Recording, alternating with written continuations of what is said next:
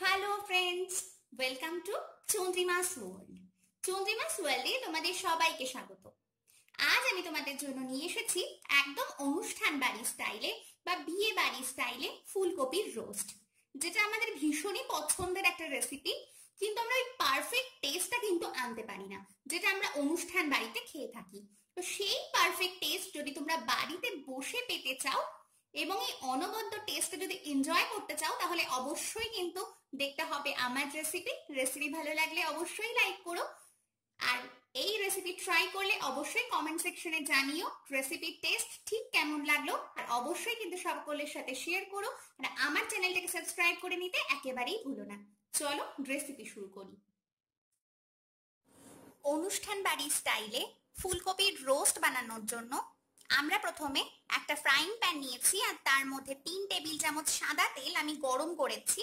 তেলটা গরম হয়ে গেছে, এর মধ্যে আমরা দিয়ে দেব 1 টেবিল চামচ পরিমাণ ঘি। ঘিটা গলে এসছে, এবার আমি ফুলকপিগুলো দিয়ে দেব। দেখো ফুলকপিগুলো আমি একটু বড় বড় করে কেটে রেখেছি, আর এটাকে 5 মিনিট কিন্তু আমি প্লেন জলে ভাপিয়ে নিয়েছি। এগুলো এখন তেল আর ঘিয়ের মধ্যে দিয়ে দিচ্ছি, আর 3-4 মিনিট সময় পর্যন্ত এগুলোকে আমরা মিডিয়াম ফ্লেমে কিন্তু ফ্রাই করে নেব। একটু নাড়তে চাড়তে 3 মিনিট সময় পর্যন্ত আমরা এগুলোকে কিন্তু মিডিয়াম ফ্লেমে ফ্রাই করে তারপর তুলে নেব। আর এই ঘিয়ের যে একটা সুন্দর গন্ধ সেটা ফুলকপির মধ্যে চলে যাবে। তো চলো এটাকে আমরা এখন ফ্রাই করে ফেলি। ফুলকপিগুলো আমাদের কিন্তু ফ্রাই করা হয়ে গেছে, এর বেশি আর ফ্রাই করার প্রয়োজন নেই। দেখতেই পাচ্ছ একটা সুন্দর বেশ কালার ধরতে শুরু করেছে ফুলকপিগুলোতে। এই সময় আমরা ফুলকপিগুলোকে কিন্তু তুলে নেব। ভাজা ফুলকপিগুলোকে তুলে নিয়েছি, এবার আমরা ফোড়ন দেব। আমি দিচ্ছি 2টো তেজপাতা আর গোটা গরম মশলা।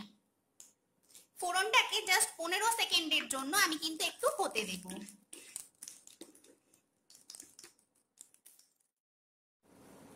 দেখো ফোড়নের একটা সুন্দর গন্ধ বের হতে শুরু করেছে। এই সময় আমি দিচ্ছি আদা, রসুন আর একটা কাঁচা লঙ্কার শুধুমাত্র আমি জলটা দিচ্ছি।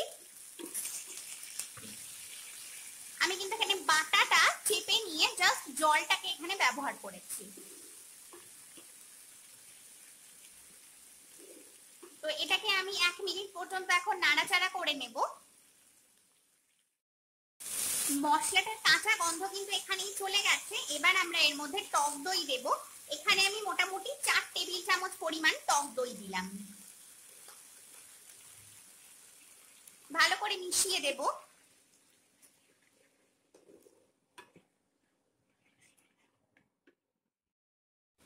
2 মিনিট মতন আমি দইটাকে কুক করে নেওয়ার পর এর মধ্যে দিয়ে দিচ্ছি কাজু, আমন্ড আর কিশমিশের পেস্ট।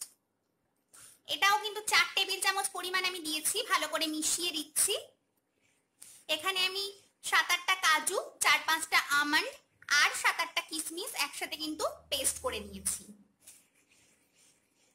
ফ্লেমটাকে এবার কমিয়ে দিতে হবে, না হলে কিন্তু তলায় লেগে যেতে পারে। ভালো করে মিশিয়ে নেওয়ার পর এর মধ্যে আমি দিয়ে দিচ্ছি এখন নুন আর চিনি। নুন দিয়ে দিলাম পরিমাণ মতো, এবার দেব চিনি।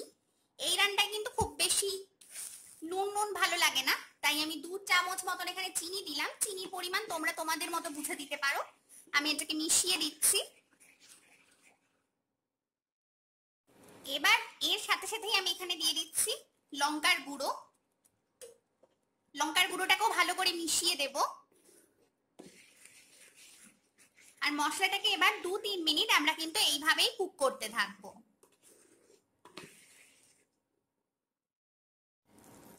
মশলা কিন্তু সুন্দরভাবে কুক হয়ে গেছে। এর মধ্যে এখন আমি যে ফুলকপিগুলোকে ভেজে রেখেছিলাম সেগুলো দিয়ে দিলাম। ভালো করে মিশিয়ে দিচ্ছি।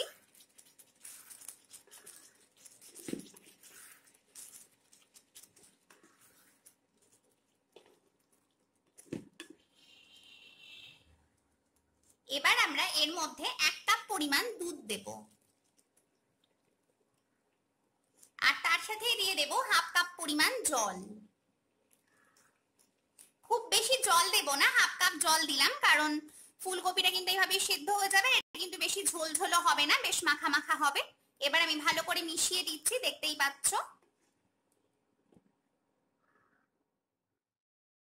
ঝোল দেখো ফুটে উঠতে শুরু করেছে। এই সময় আমরা এটাকে চাপা দিয়ে দেবো আর 15 মিনিট রাখবো। আমরা 10 মিনিটের মাথায় একবার দেখে নেবো ফুলকপিটা কতটা সেদ্ধ হয়েছে। যদি মনে হয় হয়ে গেছে তাহলে কিন্তু 10 মিনিটই রাখবো, আর না হলে 15 মিনিট পর ফিরে আসবো। 10 মিনিট পরই আমি ফিরে এসেছি। আমি চেক করে নিয়েছি, আমার ফুলকপি কিন্তু একদম প্রপার সেদ্ধ হয়েছে, গলেও যাচ্ছে না, অথচ নরম হয়েছে সুন্দর। তো এই সময় আমি এর মধ্যে দিয়ে দেবো শাহি গরম মশলা এবং খুব ভালো করে আমরা এটাকে মিশিয়ে দেব।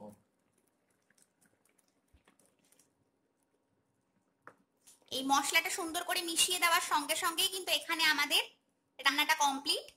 আমাদের অনুষ্ঠান বাড়ি স্টাইলে ফুলকপির রোস্ট কিন্তু একেবারেই রেডি। তো চলো আমি এটাকে এবার সার্ভ করে দিই। অনুষ্ঠান বাড়ির স্টাইলে ফুলকপির রোস্ট কিন্তু আমাদের এখানেই রেডি। আমি এটা সার্ভ করে দিয়েছি, তোমরা নিশ্চয়ই দেখতে পাচ্ছ। এটা তো একটা অনবদ্য টেস্ট হয়, আমরা সবাই জানি, এটা নতুন করে বলবার কিছু নেই। কিন্তু পারফেক্ট যদি টেস্টটা চাও তাহলে নিশ্চয়ই রেসিপি ট্রাই করো, আমার বিশ্বাস অসাধারণ লাগবে। এবং আমাকে কমেন্ট সেকশনে তোমাদের মূল্যবান মতামত কিন্তু অবশ্যই জানিও যে আমার রেসিপি তোমাদের ঠিক কেমন লাগলো।